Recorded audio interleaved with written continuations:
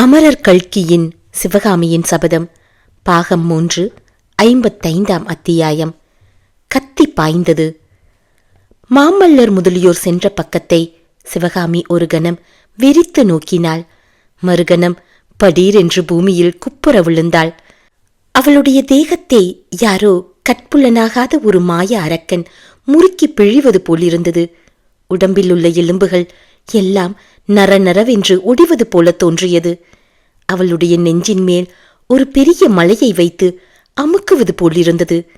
அவளுடைய குரல் வளையை ஒரு விஷ நாகம் சுற்றி இருக்குவது போல தோன்றியது. ஒரு கணம் சுற்றிலும் ஒரே இருள்மயமாக இருந்தது. மறுகணம் தலைக்குள்ளே ஆயிரம் ஆயிரம் மின்னல்கள் பாய்ந்தன. வீடும் விளக்கும் அவளைச் சுற்றி கரகரவென்று சுழன்றன. கீழே கீழே இன்னும் கீழே அதல்ல பாதாளத்தை நோக்கி சிவகாமி விழுந்து கொண்டிருந்தாள். ஆகா, இப்படி விழுவதற்கு முடிவே கிடையாதா? என்றென்றைக்கும் கீழே கீழே போய்கொண்டிருக்க வேண்டியதுதானா? சிவகாமி, சிவகாமி என்று எங்கேயோ இருந்து யாரோ அழைத்தார்கள். அது மாமல்லரின் குரல் அல்ல, நிச்சயம். முகத்தின் அருகே நாகப்பாம்பு சீறுவது போல் சத்தம் கேட்டது. உஷ்ணமான மூச்சு முகத்தின் மீது விழுந்தது. சிவகாமி கண்களை திறந்தாள். ஐயோ, படம் எடுத்தாடும் சர்ப்பத்தின் முகம், தீப்பிழம்பாக ஜொலித்த பாம்பின் கண்கள். இல்லை இல்லை, நாகநந்தி பிக்ஷுவின் முகம். அவர் மூச்சுவிடும் விஷக்காற்றுதான் தன்னுடைய முகத்தின் மேல் படுகிறது. சிவகாமி ஒரு பெரும் பிரயத்தனம் செய்து பள்ளிச்சென்று எழுந்து உட்கார்ந்தாள். பிக்ஷுவை விட்டு விலகி சற்று தூரத்துக்கு நகர்ந்து சென்றாள். அவள் தேகமெல்லாம் படபடத்து நடுங்கியது. நாகநந்தி அவளை கருணையுடன் பார்த்து, பெண்ணே, உனக்கு என்ன நேர்ந்தது?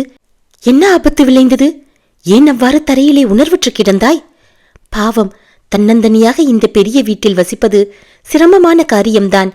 உன்னுடைய தாதி பெண்ணை காணோமே, எங்கே போய்விட்டாள் என்று கேட்ட வண்ணம் சுற்றும் முற்றும் பார்த்தார்.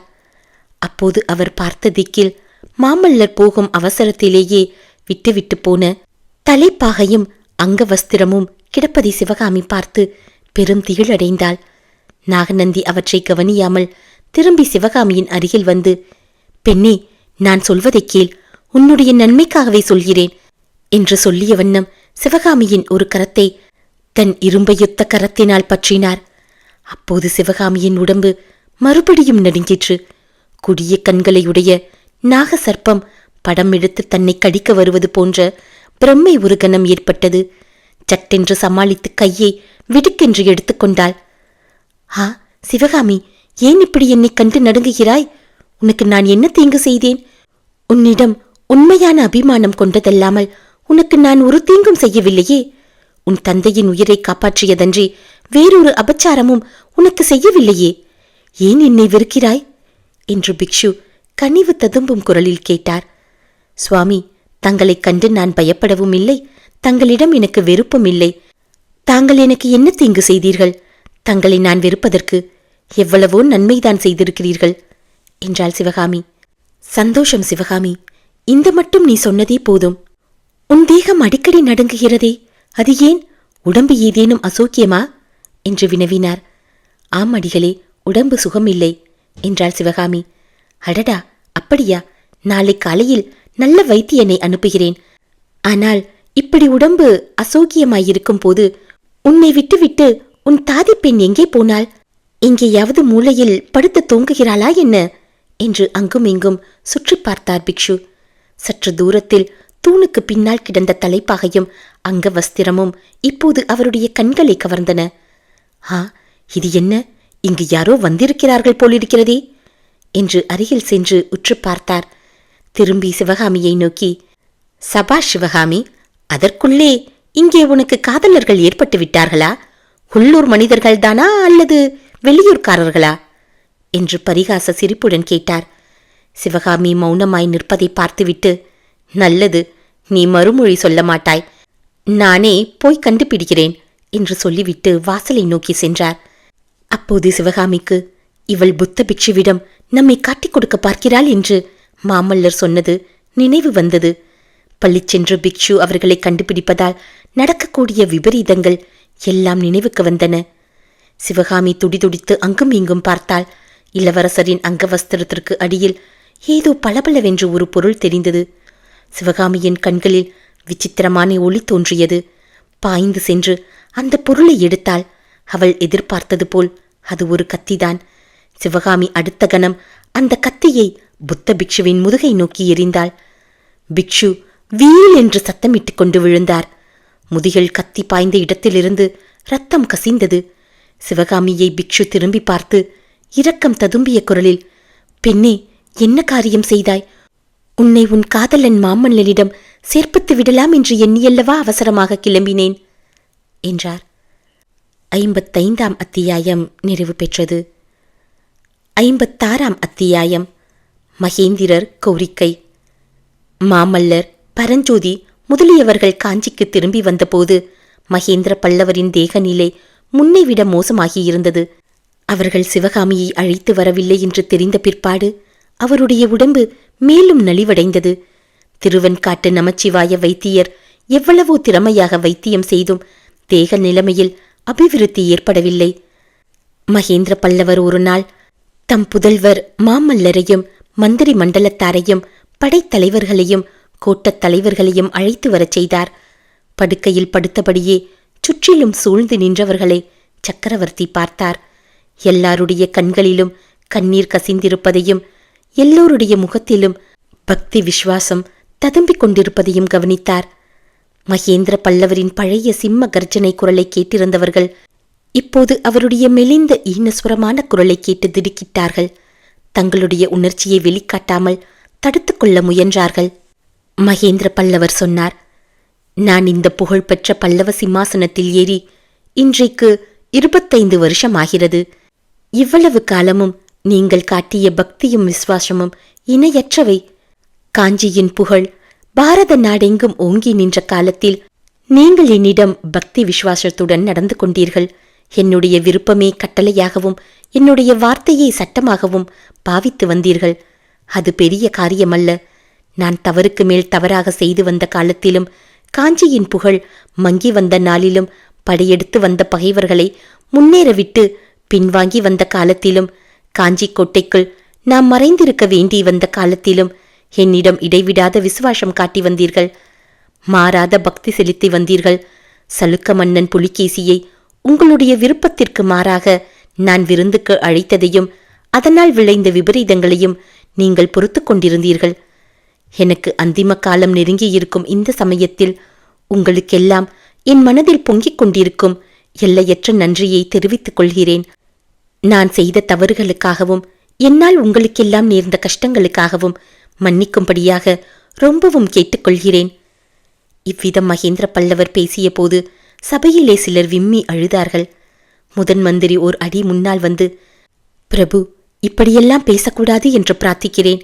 எங்களிடம் தாங்கள் மன்னிப்பு கேட்பது எங்களை தண்டிப்பதேயாகும். தங்கள் மேல் இல்லாத குற்றங்களையெல்லாம் சுமத்திக் கொண்டு எங்களை வேதனைக்கு ஆளாக்குகிறீர்கள். நடந்ததெல்லாம் விதிவசத்தினால் நடந்தது. சென்று போன காரியங்களை பற்றி சிந்திப்பதில் பயனில்லை என்றார். மகேந்திர சக்கரவர்த்தி மேலும் கூறினார், சாரங்க தேவப்பட்டரின் மொழிகள் என்னை மேலும் உங்களிடம் நன்றி கடன் பட்டவனாக செய்கின்றன. இன்று உங்களையெல்லாம் நான் அழைத்ததன் காரணத்தை சொல்கிறேன். என் வாழ்நாளின் இறுதி நெருங்கிவிட்டது. இன்னும் சில நாளைக்கெல்லாம் இந்த மெல்லிந்த நைந்த தேகத்திலிருந்து என் ஆவி பிரிந்து போய்விடும். என் அருமை குமாரன் நரசிம்மன் வேத விதிப்படி இறந்து போன தந்தைக்கு செய்ய வேண்டிய உத்தரகிரிகைகளை செய்வான் என்று சக்கரவர்த்தி சொன்னபோது மாமல்லர் தாங்க முடியாத துக்கமும் ஆத்திரமும் பொங்க, அப்பா அப்பா என்று அலறினார். மகேந்திர பல்லவர் அருகில் நின்ற மகனை அன்புடன் தழுவிக்கொண்டு உச்சி முகந்து, குழந்தாய், நான் சொல்ல வேண்டியதை சொல்லித்தான் ஆக வேண்டும். உனக்கு கேட்பதற்கு கஷ்டமாக இருந்தால் சற்று வெளியே போயிருந்துவிட்டு அப்புறம் வா என்றார். ஆனால் அவ்விதம் மாமல்லர் வெளியேறவில்லை. மறுபடியும் மந்திரி பிரதானிகளை பார்த்து சக்கரவர்த்தி கூறினார், என் அருமை மகன் எனக்குரிய உத்திரகிரிகைகளை செய்வான். நீங்களும் காலம் சென்ற சக்கரவர்த்திக்குரிய மரியாதைகளை செய்வீர்கள். ஆனால் இதனாலெல்லாம் என் ஆத்மா சாந்தி அடையவே அடையாது. இப்போது நான் உங்களிடம் கேட்டுக்கொள்ளப் போகும் கோரிக்கையை நிறைவேற்றி வைத்தால் என் ஆத்மா சாந்தி அடையும். இல்லாவிட்டால் சொர்க்கத்திலேயே இருந்தாலும் என் ஆவி நிம்மதி அடையாது. பிரபு, சொல்லுங்கள், தங்களுடைய ஆஞ்ஞை எதுவானாலும் அதை நிறைவேற்றி வைப்பதாக இங்குள்ளவர் அனைவரும் சபதம் செய்ய ஆயத்தமாயிருக்கிறோம் என்று முதலமைச்சர் கூறினார். என்னுடைய அஜாக்கிரதையினாலும் சலுக்க மன்னரின் வஞ்சகத்தினாலும் பல்லவ வம்சத்துக்கு பெரிய அவமானம் நேர்ந்துவிட்டதை நீங்கள் அறிவீர்கள். 600 வருஷத்து வீர புகழுக்கு என் காலத்தில் பங்கம் நேர்ந்துவிட்டது. அந்த அவமானத்தை என்னாலே துடைக்க முடியவில்லை. இழந்துவிட்ட பல்லவ வம்சத்து புகழை நிலைநாட்டாமலேயே நான் உங்களிடம் விடை பெற்றுக் கொள்கிறேன். நான் செய்ய முடியாமற் போன காரியத்தை நீங்கள் நிறைவேற்றி வைக்க வேண்டும். பல்லவ சைனியம் படையெடுத்துச் சென்று சல்லுக்கரை வென்று புலிகேசியை கொன்று வாதாபி நகரை அழித்து தீ வைத்து எரிக்க வேண்டும். வாதாபி நகரம் இருந்த இடத்தில் பல்லவ ஜெயஸ்தம்பம் கம்பீரமாக வானலாவி நிற்க வேண்டும். அப்போதுதான் பல்லவ வம்சத்துக்கும் தமிழகத்தின் வீரத்திற்கும் நேர்ந்துள்ள களங்கம் நிவர்த்தியாகும். இதுவே என் கோரிக்கை. என்ன சொல்கிறீர்கள்? நிறைவேற்றுவீர்களா? நிறைவேற்றுகிறோம், நிறைவேற்றுகிறோம் என்று ஏக காலத்தில் பல குரல்கள் ஒலித்தன. மகேந்திர பல்லவேந்திரர் வாழ்க, வீர மாமல்லர் வாழ்க என்ற ஜெய கோஷங்களும் முழங்கின. மகேந்திர பல்லவர் இன்னொரு தடவை எல்லோரையும் பார்த்து, மறுமுறையும் உங்களுக்கு என் இருதயத்தில் பொங்கும் நன்றியை தெரிவித்துக் கொள்கிறேன் என்றார். அப்போது முதலமைச்சர், பிரபு, ஒரு விஷயம். தங்கள் கோரிக்கையை வெளியிட்ட போது இங்குள்ள நாங்கள் அனைவரும் அதை நிறைவேற்றி வைப்பதாக ஒப்புக்கொண்டு கோஷித்தோம். ஆனால் முக்கியமாக தங்கள் கோரிக்கையை நிறைவேற்றி வைக்க வேண்டிய இருவரும் சும்மா இருந்தார்கள். குமார சக்கரவர்த்தியையும் சேனாதிபதி பரஞ்சோதியையும் தான் சொல்கிறேன். அவர்கள் மௌனமாயிருந்தது எங்களுக்கு அர்த்தமாகவில்லை என்றார். மாமல்லனும் பரஞ்சோதியும் ஏற்கனவே எனக்கு அவ்வாறு வாக்களித்து சபதம் கூறியிருக்கிறார்கள். அதனாலேதான் இப்போது சும்மா இருந்தார்கள். அவர்கள் செய்த சபதத்தை நிறைவேற்றி வைக்க நீங்கள் அவர்களுக்கு ஒத்தாசை செய்ய வேண்டும். சபையோர்களே, நான் மாமல்லனோடு ஒரு முக்கியமான விஷயம் பேச வேண்டியிருக்கிறது. அதனுடைய முடிவை உங்களுக்கும் நான் தெரிவித்தாக வேண்டும். சற்று எங்களுக்கு அவகாசம் கொடுப்பீர்களா என்று கேட்டார். 56ஆம் அத்தியாயம் நிறைவு பெற்றது. 57ஆம் அத்தியாயம் ராஜகுல தர்மம். மகேந்திர பல்லவருடைய விருப்பத்தை தெரிந்து கொண்டு அவரை சூழ்ந்திருந்த மந்திரிகளும் அமைச்சர்களும் சற்று விலகிச் சென்றார்கள். மறுபடியும் சக்கரவர்த்தி அழைத்தவுடனேயே திரும்பி வருவதற்கு ஆயத்தமாக காத்திருந்தார்கள். சக்கரவர்த்திக்கு சமீபமாக மாமல்லரும் அவர்களுக்கு சற்று தூரத்தில் பரஞ்சோதியும் வணக்கத்துடன் நின்றார்கள். மகேந்திர பல்லவர் படுத்திருந்த மண்டபத்துக்கு ஒரு பக்கத்தில் அந்தப்புரத்தின் வாசல் இருந்தது. மகேந்திர பல்லவர் அங்கே திரும்பி நோக்கியதும் தாதி ஒருத்தி ஓடி வந்தாள். அவளிடம், மகாராணியை அழைத்து வா என்று பல்லவ வேந்தர் ஆஞ்ஞாபித்தார். பின்னர் மாமல்லரை பார்த்து, குழந்தாய், நான் கண் மூடுவதற்குள் 2 காரியங்களை நிறைவேற்ற வேண்டும் என்று தீர்மானித்திருந்தேன். அதில் ஒன்று நிறைவேறிவிட்டது. சிவகாமியின் சபதத்தை பூர்த்தி செய்து அவளை வாதாபியிலிருந்து நீ அழைத்து வரும் விஷயத்தில் நமது மந்திரி பிரதானிகளால் ஏதேனும் தடை நேராதிருக்கும் பொருட்டு அவர்களிடம் உன் முன்னிலையில் வாக்குறுதி பெற்றுக்கொண்டேன். வாக்குறுதியிலிருந்து அவர்கள் பிறழ மாட்டார்கள்.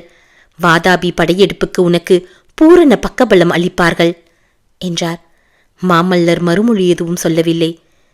மகனே, நான் செய்ய விரும்பும் 2வது காரியம் உன்னை பொறுத்துதான் இருக்கிறது. நீதான் அதை நிறைவேற்றி தர வேண்டும். மரணத்தை எதிர்பார்க்கும் சக்கரவர்த்தியின் கோரிக்கையை மந்திரி பிரதானிகள் உடனே ஒப்புக்கொண்டார்கள். என் அருமை புதல்வனாகிய நீயும் என் அந்திம கால வேண்டுகோளை நிறைவேற்றித் தருவாயல்லவா என்றார் மகேந்திரர். அப்பா, என்ன வேண்டுமானாலும் எனக்கு கட்டளையிடுங்கள், நிறைவேற்றுகிறேன். கோரிக்கை வேண்டுகோள் என்று மட்டும் சொல்லாதீர்கள் என்றார் மாமல்லர். குமாரா, இந்த பெரிய சாம்ராஜ்யத்தை நிர்வகிக்கும் பொறுப்பு கூடிய சீக்கிரம் உன் தலையில் சாயப்போகிறது. 1000 ஆண்டுகளாக புகழ்பெற்ற காஞ்சி மாநகரின் சிம்மாசனத்தில் நீ வீற்றிருக்கும் காலம் நெருங்கி வந்திருக்கிறது. அப்பா, இவ்விதமெல்லாம் தாங்கள் பேசுவதானால் நான் இங்கிருந்து போய்விட விரும்புகிறேன். எனக்கு சிம்மாசனமும் வேண்டாம், சாம்ராஜ்யமும் வேண்டாம். தாங்கள்தான் எனக்கு வேண்டும். நெடுங்காலம் தாங்கள் திடகாத்திரமாக வாழ வேண்டும். மாமல்லா, நம்முடைய கண்களை நாமே மூடிக்கொண்டு எதிரேயுள்ளதை பார்க்காமல் இருப்பதில் பயனில்லை. இனி நெடுங்காலம் நான் ஜீவித்திருக்கப் போவதில்லை. அப்படி ஜீவித்திருந்தாலும் திடகாத்திரமாக இருக்கப் போவதில்லை.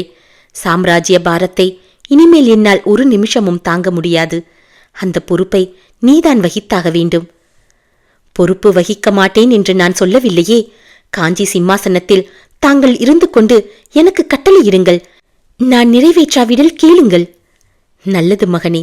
இந்த பல்லவ சாம்ராஜ்யத்தின் பொறுப்பை நிர்வகிப்பதற்கு தகுதி பெற வேண்டுமானால் அதற்கு முக்கியமான ஒரு நிபந்தனை இருக்கிறது. அதை நீ பூர்த்தி செய்தாக வேண்டும். நிபந்தனையை சொல்லுங்கள் அப்பா என்றார் மாமல்லர். அவருடைய உள்ளத்தில் ஏதோ ஒருவித வேதனை உண்டாயிற்று. குழந்தாய், வளைத்து வளைத்து பேசுவதில் என்ன பயன்? நீ எனக்கு ஒரே மகன். வாழையடி வாழையாக வந்த பல்லவ வம்சம் உன்னோடு முடிவடைந்து விடக்கூடாது. காஞ்சி சிம்மாசனத்தில் ஏற தகுதி பெறுவதற்கு நீ கல்யாணம் செய்து கொள்ள வேண்டும். மாமல்லா, பாண்டிய ராஜகுமாரியை மணந்து கொள். நான் கண்ணை மூடுவதற்குள்ளே நீ இல்லறம் மேற்கொண்டு நான் பார்த்துவிட வேண்டும். இல்லாவிட்டால் என் மனம் நிம்மதியடையாது, என் நெஞ்சு வேகாது என்றார் சக்கரவர்த்தி. மேற்படி மொழிகள் மாமல்லரின் இருதய வேதனையை பன்மடங்கு அதிகமாக்கின. அவருடைய நெஞ்சில் ஈட்டியால் குத்தியிருந்தால் கூட அத்தனை துன்பம் உண்டாகிறாது. சற்று மௌனமாய் நின்றுவிட்டு, அப்பா, ஏன் இப்படி என்னை சோதனை செய்கிறீர்கள்? என் மனோநிலை உங்களுக்கு தெரியாதா? சிவகாமியின் மேல் நான் அழியாத காதல் கொண்டிருப்பதை அறியீர்களா? ஒரு பெண்ணிடம் மனம் சென்ற பிறகு இன்னொரு பெண்ணை எப்படி மணப்பேன்? அப்படி செய்வது 3 பேருடைய வாழ்க்கையையும் பாழாக்குவதாகாதா?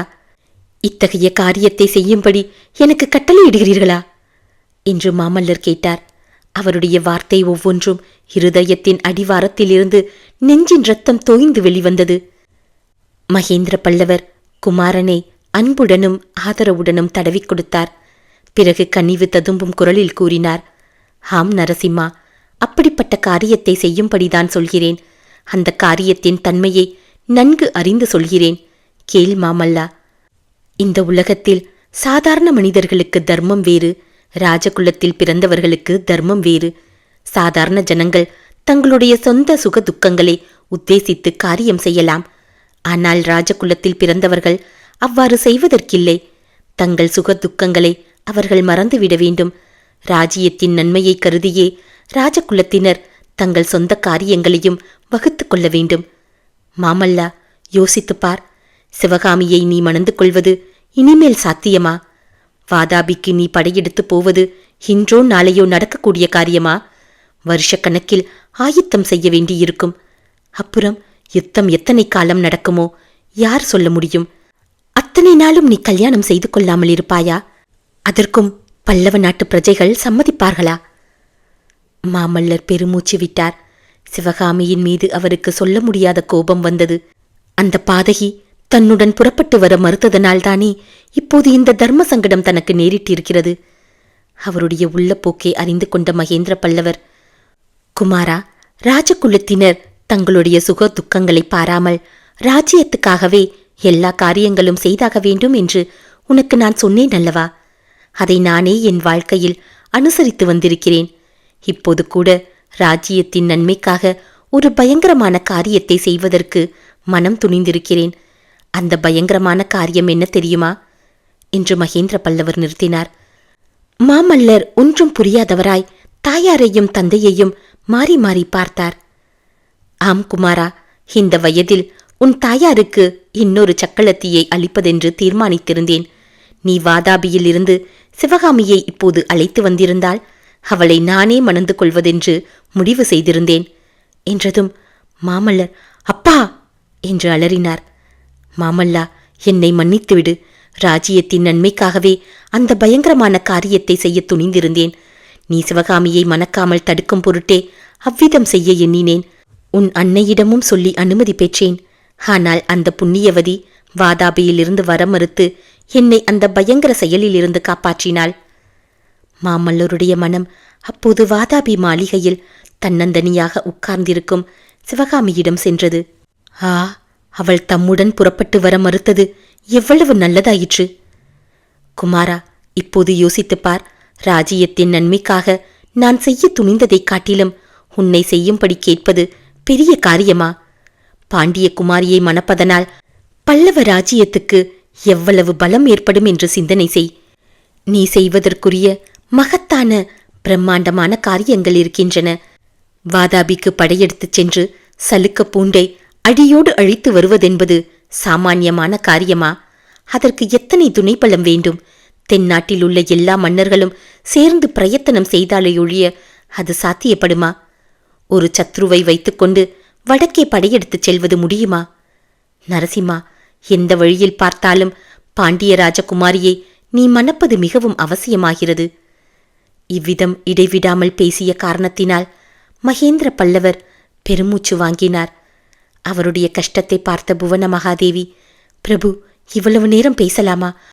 வைத்தியர் அதிகம் பேசக்கூடாது என்று கட்டளையிட்டிருக்கிறாரே என்று சொல்லிவிட்டு மாமல்லனை பார்த்து, குழந்தாய், உன் தந்தையை என்றாள்.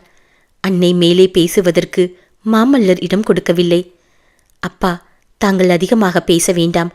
பாண்டிய குமாரியை நான் மணந்து கொள்கிறேன் என்று பல்லை கடித்து கொண்டு சொன்னார். மகேந்திர சக்கரவர்த்தியின் முகம் மலர்ந்தது. புவன மகாதேவியோ தன் கண்களில் துளித்த கண்ணீரை மறைக்க வேறு பக்கம் திரும்பினாள். மகேந்திர பல்லவர் சமிக்கை காட்டியதும் தளபதி பரஞ்சோதியும் முதல் மந்திரி பிரதானிகளும் அருகில் வந்தார்கள். தலைவர்களே, அதிக நேரம் உங்களை காக்க வைத்துவிட்டேன். அவ்வளவு உங்களுக்கு குதூகல செய்தியை தெரிவிக்கப் போகிறேன். குமார சக்கரவர்த்திக்கும் பாண்டிய குமாரிக்கும் கல்யாணம் நிச்சயமாகிறது. அதே பந்தலில் அதே முகூர்த்தத்தில் சேனாதிபதி பரஞ்சோதிக்கும் கல்யாணம் நடைபெறுகிறது என்று மகேந்திர பல்லவர் கூறியதும் கேட்டவர்கள் அவ்வளவு பேரும் ஒரே குதூகலமாக மாமல்லர் வாழ்க, சேனாதிபதி வாழ்க என்று கோஷித்தார்கள். அமரர் கல்கியின் சிவகாமி சபதத்தின் 3ஆம் பாகம் நிறைவு பெற்றது.